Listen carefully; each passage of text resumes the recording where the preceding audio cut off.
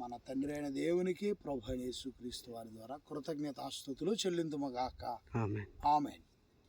పండి సహోదరుడు మల్లేశ్వరరావు శ్వేతపరుస్తున్న సొంత భూమి ఇది. అసలు ఇది మిరవ తోట, ఈ తోమలపాకుల తోట అర్థం కావట్లేదు నాకు.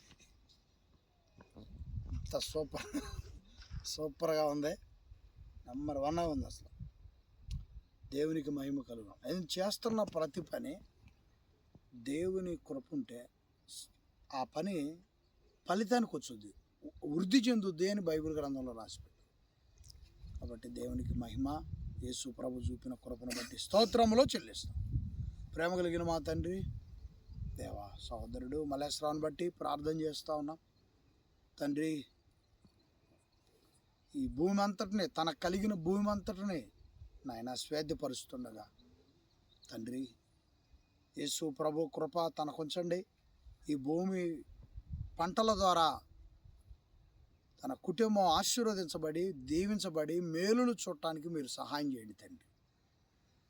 వాడుతున్న ప్రతి మందు కూడా, ప్రతి ప్రయత్నం కూడా ఫలించినట్లు మీరు దయ చూపించినందుకు స్తోత్రములు చెల్లిస్తున్నాం.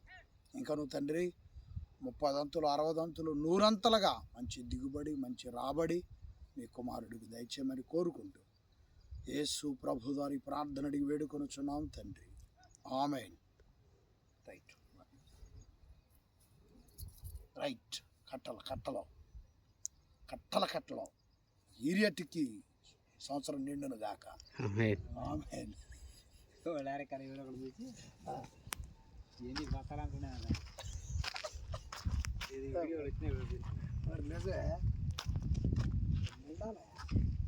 మన సొమ్ము వచ్చినది లేదురా.